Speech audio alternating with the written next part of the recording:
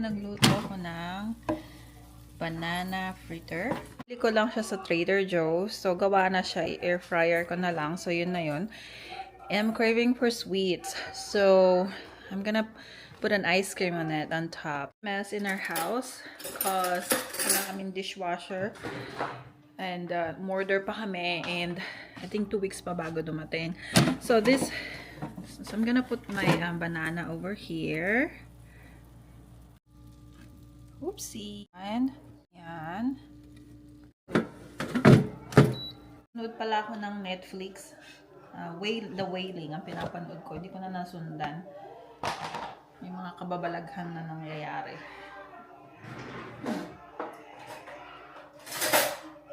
Anyway, so I did not expect na yung isang video ko is mag-gain siya ng maraming views. So, vanilla ice cream on top of that banana. So, may negative, may positive, may, halo-halo. It's your opinion.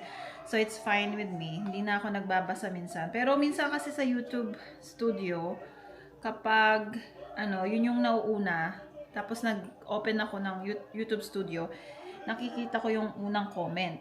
Yung last comment pala. So, yung merong nagtanong, may nagsabi, may nag-comment, sabi niya, that's what you get. Kasi ang topic ng video na yun, na nag-gain ng maraming views, it's like 10,000 views, is yung why my coworkers are leaving bedside nursing. Malaki naman ang sahod. So, I don't know if she's from the Philippines or... Yan na. So, yung hot and coldness ng ice cream nagahalo na. Yan. Sarap na, ma'am. So, yun. Sinabi ko ba yun? Hindi ko alam kung nasabi ko. Nakalimutan ko na kasi. Kung sa video na yun, sinabi ko, malaki ang sahod ng nursing kung kukumpara mo sa Pilipinas. Worth it ba? I don't know. I really don't know if it's worth it. Kasi, sa akin, yun lang ang degree na natapos ko. Nursing lang. So, I don't think na makakalipat pa ako ng ibang kurso. I'm already old. So, with the competition right now outside, siguro makukuha ko na lang job if ever is yung mga hindi masyadong malaking malaking salary.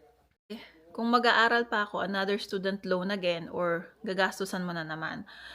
So, sabi niya, that's what you get for, malaki yung sahod ng nursing. Yes, malaki ang sahod ng nursing kung i-convert mo ng Philippine peso. Malaki ba ang sahod dito? Tama lang siya. Hindi siya ganun kalaki. It's not that we're getting paid a lot. In my opinion, in my others' opinion, when I talk to other people at work, I think we need more compensation. But this is, this is our profession and this is what we do. This is what we like to do. So, hindi sa pag-aano, pero hindi siya malaki yung sahod namin. Sapat lang. Kung nasa California ka, Washington, New York, malalaki yung sahod nila. Kasi dinedependa nila sa cost of living. Pero yung cost of living namin dito, hindi siya masyadong malaki. So, yung sahod namin is sapat lang, tama lang. Hindi siya ganun. Unless mag-travel nursing kayo yung lagi. Una-una, welcome to my channel. So, minsan nababasa ko sa comment, may mga USRN na nasa Pilipinas pa. Congratulations na nakapasa kayo sa NCLEX at naghihintay na lang siguro kayo ng placement dito sa US.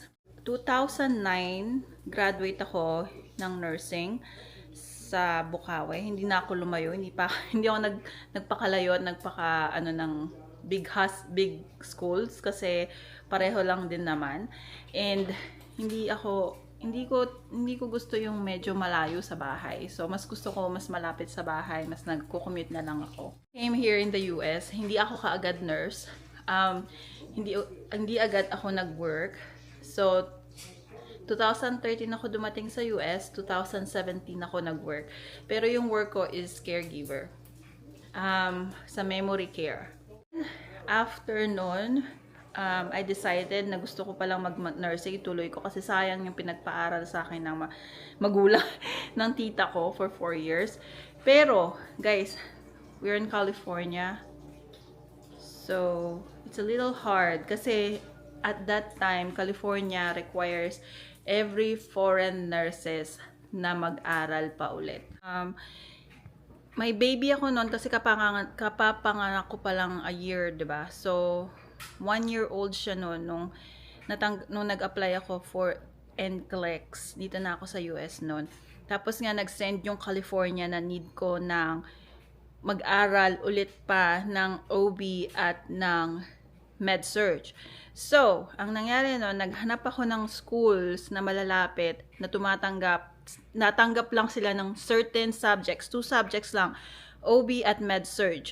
So, tinawagan ko yung San Francisco University, sabi nila hindi daw sila tumatanggap, kailangan mong kuhanin ulit yung buong nursing. Nag-apply din ako sa isang school, sa Unitech. At I think at that time hindi pa sila involved sa mga nursing, sa mga nursing foreign graduate na nurses. O hindi rin ako natanggap doon. So sabi ko i-retake ko na lang kaya yung nursing, pero another student loan na naman 'yun.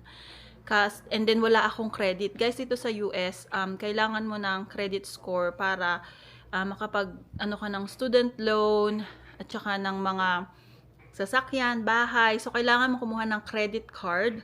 Tapos, yun ang gagastusin mo. Tapos, babayaran mo siya para tumaas yung credit mo. And at that time, wala akong credit card kasi yung asawa ko lang naman ang nagbo-work. So, hindi ko need ng credit card. Kaya mister ako maasa nun. So, yun.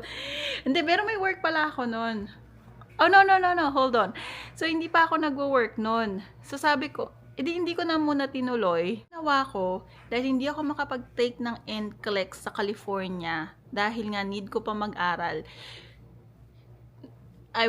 Nagbasa ako, nag-research ako sa Facebook, and most people na nakikita ko, ang ginagawa nila, kumukuha muna sila ng NCLEX sa ibang state. Panibagong application na naman yon. And ang pinakamadaling state na applyan noon is yung Mariana Island, which is a US territory. So, nag-apply ako doon, and napakadali lang niyang, napakadali lang, kailangan lang ng birth certificate at saka yung diploma mo from school or yung kung ano-ano. Pero, yun lang ang kailangan nila. And then yung SS mo, kailangan ako ng 2 months for that application, and then nakapag-NCLEX na ako. The thing is, hindi ko na siya matandaan kung ilang months mo dapat kuhanin yung NCLEX after ng approval. So after nun, while I was working as a caregiver at night, 10 to 6, so pagdating ko sa memory care, syempre, asikasuhin mo muna yung mga residente until 1 a.m. Pag tulog na sila, dun ako nagre-review. So, from 2 to 4 to 5 a.m. or 4 a.m., nagbabasa lang ako, nagre-review ako, or nakikinig ako ng lecture. Ang ginamit kong reviewer nun is Hearst Review, UWorld. I really recommend UWorld. Ang galing niya. Promise. UWorld at saka meron pang isa nakalimutan ko na yung isa. Remar. Yeah, so pag wala akong ginagawa, nakikinig ako.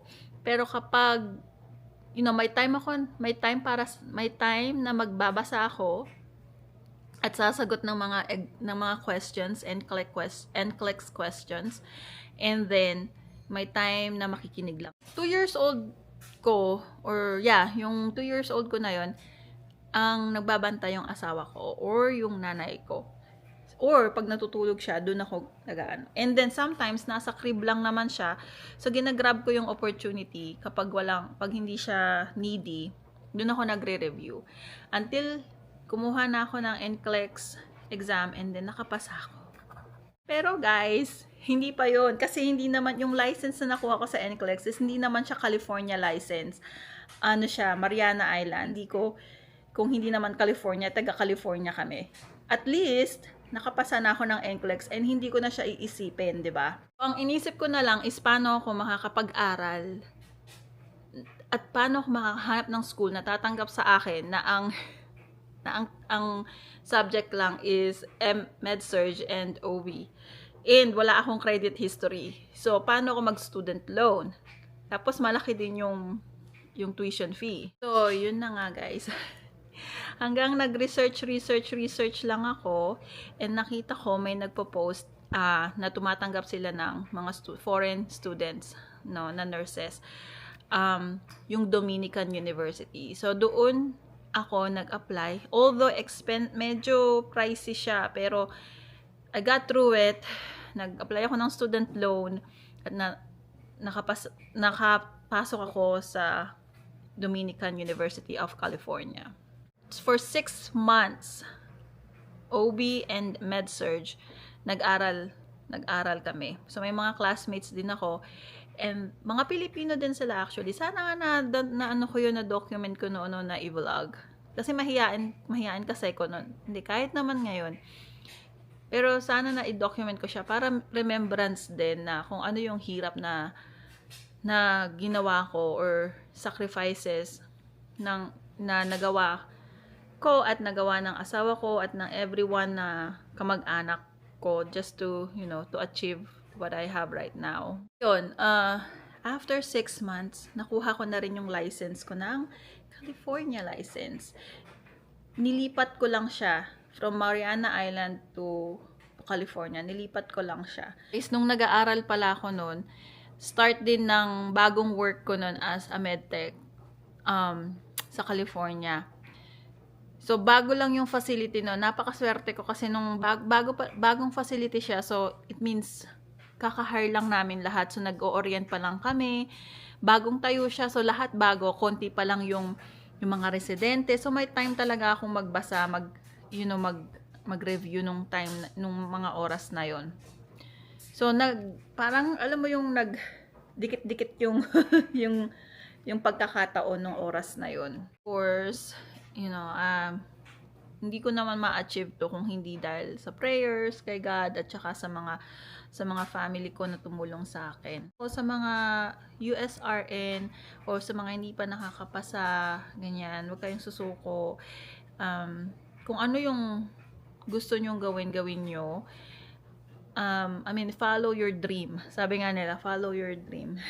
Tapos matutulog lang, Maraming roadblocks at saka mga problema, pero after noon, parang na siya, parang medyo smooth na siya, at saka parang nakahinga ka na, nabunutan ka ng tinik, alam mo yon. At least nagawa mo yung iniisip mo na gusto mong gawin or yung goal mo. Lang ang aking vlog for today. Thank you for watching. Kasi may mga nanonood pala ng mga USRN na nasa Pilipinas pa daw sila or mga nurses. So, yeah, just tuloy-tuloy nyo lang yung ninyo, dream nyo, kung ano yung gusto nyo. Sa totoo lang, mahirap siyang i-achieve, pero doable siya, promise. Guys, no, nursing is not for everyone, talaga, promise. Hindi siya for everyone. Napakahirap na job. Pero, para sa akin satisfying kapag nakikita mong tinutulungan mo yung pasyente and nakikita mong nag-improve yung health nila. Pero, syempre, hindi laging ganun. Lagi ko na sinasabi yun. And then, maraming mga challenges na pagdadaanan. Kahit nag-work ka na sa hospital, kung alam nyo lang. Pero anyway, for watching. Thank you sa mga nanonood.